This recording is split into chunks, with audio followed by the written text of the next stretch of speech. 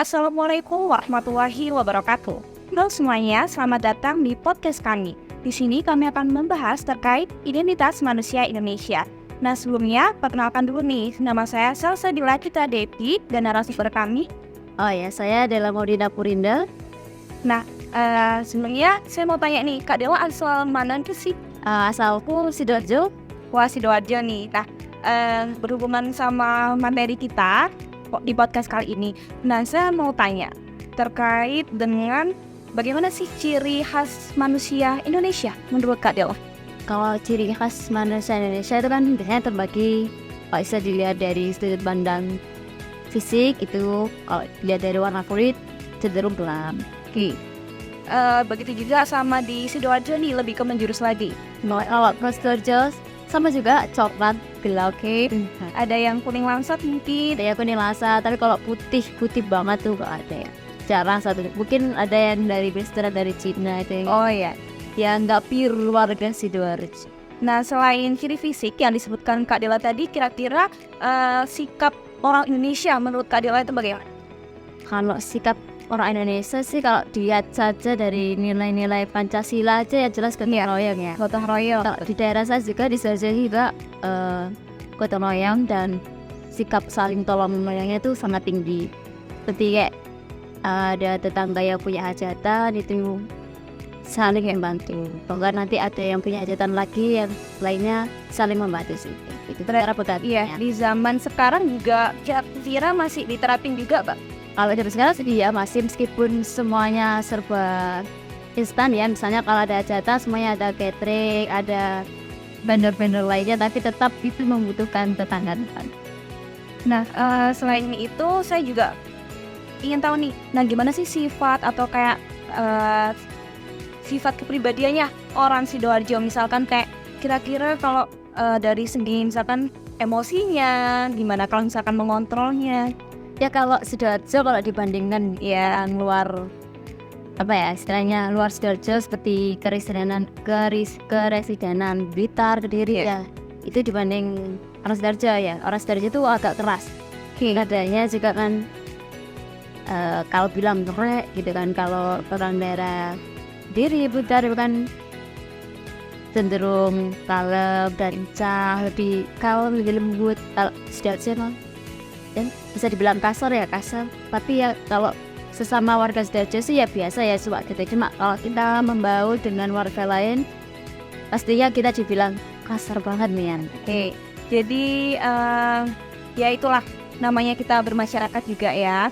Nah jadi ada kaitannya masih sama warga Malang seperti itu ya, hampir ya. Iya, hampir Sidoarjo ada Malang ya, betul sekali. Nah, saya itu juga yang saya ketahui dari mayoritas orang Indonesia ini itu memegang kuat mitos. Nah, kira-kira di Sidoarjo itu masih ada mitos-mitos itu? Ada apa Kak? Mitosnya ya, yang pernah aku tahu itu jangan duduk di pintu. Oh iya, kenapa tuh? Katanya sih kalau duduk di pintu nanti katanya ya, kalau ada yang mau melamar, oh nggak jadi. Iya, katanya gitu. Oke, selain itu ada lagi nggak mitos atau keyakinan lain? Apa ya? Ini ada tanah budaya atau mitos ya, nggak tahu namanya. Pokoknya di daerah itu ada yang namanya kalau misalnya punya hajatan nikah itu ada sesajen.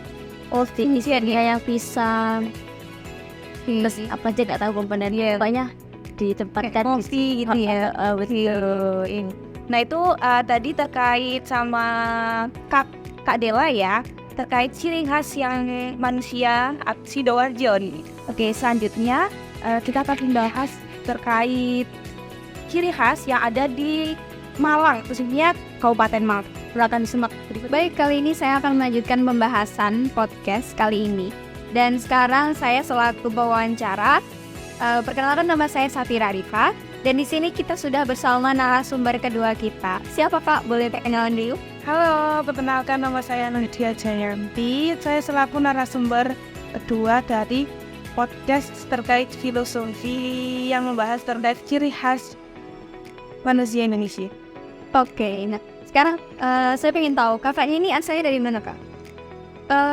Asal saya dari Malang, terutama Kabupaten Malang. Kabupaten Malang, terutama di daerah Malang Selatan. Malang ya. Nah, di daerah itu budaya apa sih Kak yang lagi in atau lagi hangat-hangatnya dibicarakan orang-orang? Budaya yang lagi in di sekitar Malang dan sekitarnya, terutama di Kabupaten Malang, itu kesenian bandengan yang menggabungkan antara atraksi, tarian, dan lagu-lagu atau nyanyian yang lagi hits pada saat ini.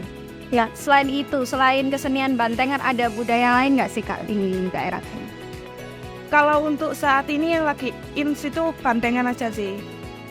Jadi kesenian bantengan itu disukai oleh seluruh kalangan, mulai dari anak kecil, remaja, orang dewasa, orang tua, seperti itu. Oke, nah kalau dari kesenian bantengan tuh ada sisi positif yang bisa diambil nggak sih Kak? Kalau untuk sisi positifnya pasti ada ya. Mungkin menambah kerukunan. Yang pertama, yang kedua, mengenalkan budaya lokal atau kesenian lokal pada remaja atau anak muda, sehingga anak mudanya itu lebih mengenal budaya lokal dan lebih mencintai. Kalau dari kesenian bantengan itu sendiri pasti punya hal negatif kan ya dari dampak. Seperti apa sih Kak hal negatif yang bisa ditimbulkan?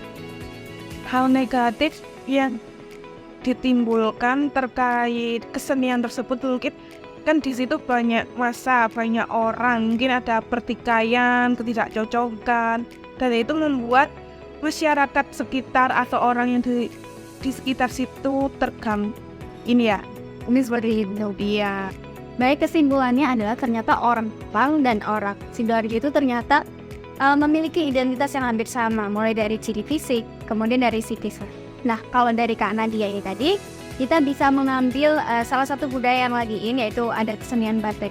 Nah, di kesenian bantengan itu ternyata memiliki sisi positif dan negatif. Nah, disinilah adalah peran pendidikan, bagaimana cara mengatasi sisi negatif tersebut.